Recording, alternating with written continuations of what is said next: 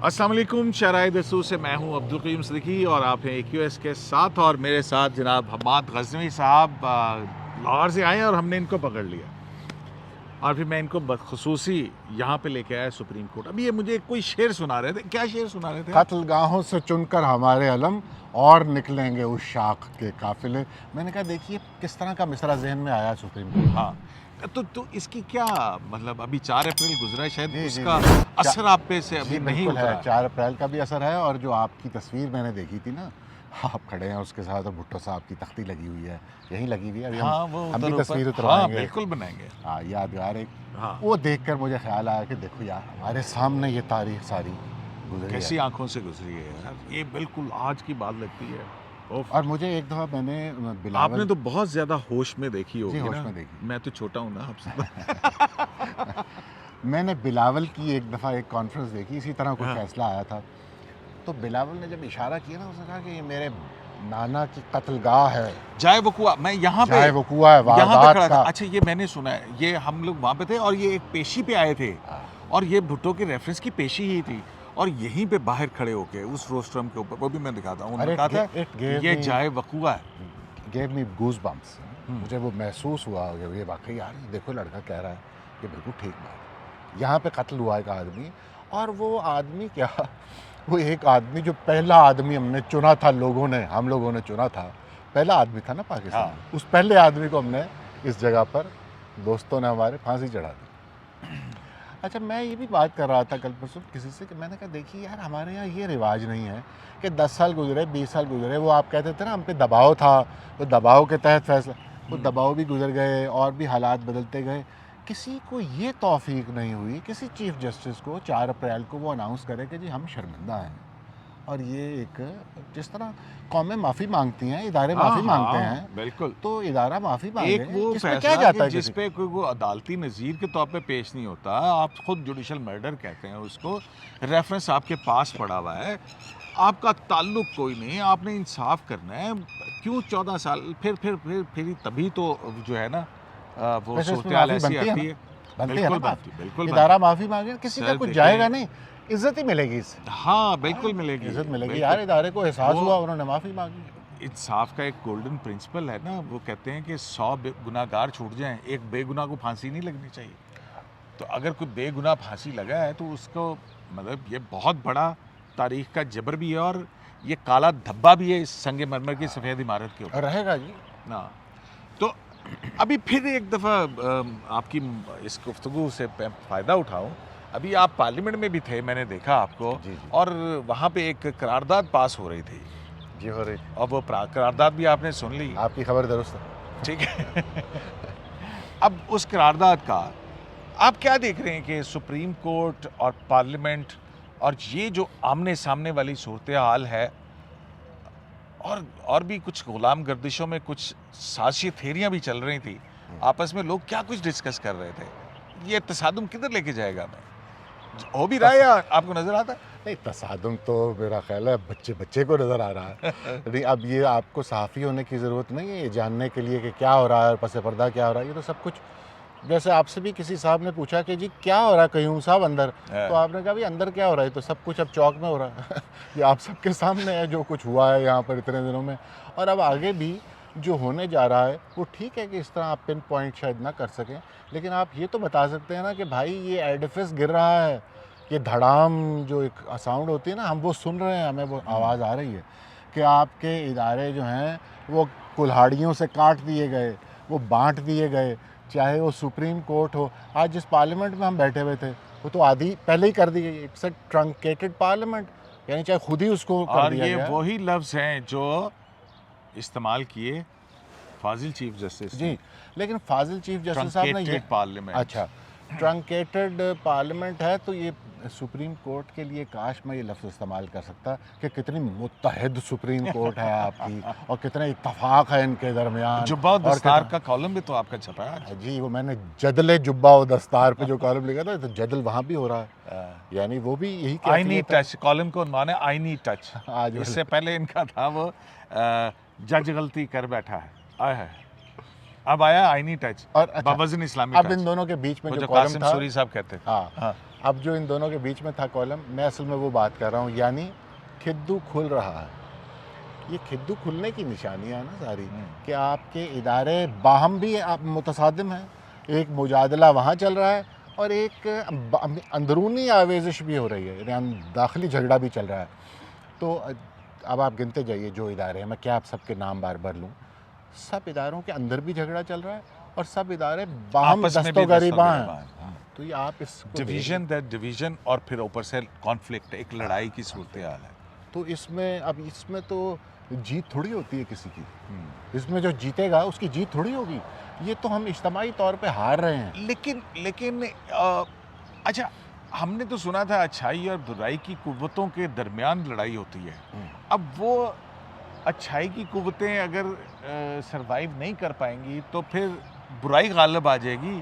बुराई गालिब आ गई तो फिर वो जो कुदरती एक किसी भी कहानी का इख्तिताम होता है कि हीरो या नेक लोग जो हैं वो फिर फिल्मों में होता है, वो फिल्मों में, तो आम जिंदगी में ऐसा नहीं हो सकता। आम जिंदगी में भी होता मेरा है। ख्याल ये प्रिंसिपल है, ये नेचुरल प्रिंसिपल है। हम ज़रा जल्दबाज हैं ना, तो हम कहते हैं भाई इस वक्त क्यों नहीं हुआ, कि फ़ौरन होना चाहिए। तो हम क्योंकि अपने हिसाब से, अपनी उम्रों के हिसाब से, और चाहते हैं कि हमारे सामने ये सब कुछ हो जाए, इंसाफ हो नज़र आ जाए हमें भी, तो इसलिए हम ज़रा जल्दबाजी करते हैं।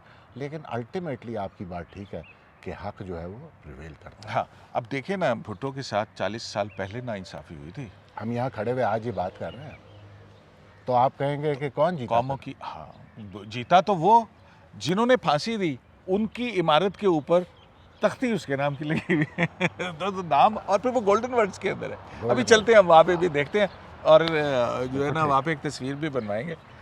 तो लेकिन ये जो सियासी थ्योरी बन रही है कि सितंबर में क्यों इलेक्शन ज़रूरी हैं, सितंबर में लाना क्यों ज़रूरी है, वो क्या चल रहा था कहानी? अच्छा, मुझे ये तजुर्बा हुआ है, अब मैंने आपको देखा है कुछ नए रोल में भी, कि आप होस्ट ना बन जाया करें हमारे साथ। अच्छा, इंटरव्यूअर बनने की कोशिश ना करें। ठीक है। मैंने आपको जो एनालिसिस करते हुए देखा कि आपका मौजू है, असल में आपको इस पर बात करना चाहिए कि ये क्या है जी, ये जो आप सवाल कर रहे हैं ना, हाँ हाँ, इसका आप जवाब दीजिए। आप सबसे अच्छा, मौजू आदमी। देखिए, मैं सबसे मौजू आदमी हूँ या नहीं हूँ, लेकिन जो इन्फॉर्मेशन वो पार्लियामेंट की राहदारियों में इधर उधर फिर रही है। अच्छा, जल्दी क्या है? हाँ, ये जल्दी एक- क्या है? हाँ, उस नहीं, जल्दी क्या क्या जो है ना, वो एक थीसिस आया चल रहा है जिसको वो कहते हैं जल्दी वो, का थीसिस जो है, एक तो है बिल्कुल, यानी 2 जमा 2 करके हम बात करते हैं।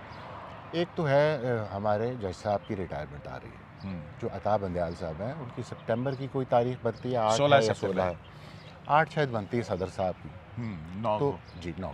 तो ये एक थंब हैं जो हमारी सियासी जो तफरीक है उसमें से एक तरफ को सहारा है इन लोगों का।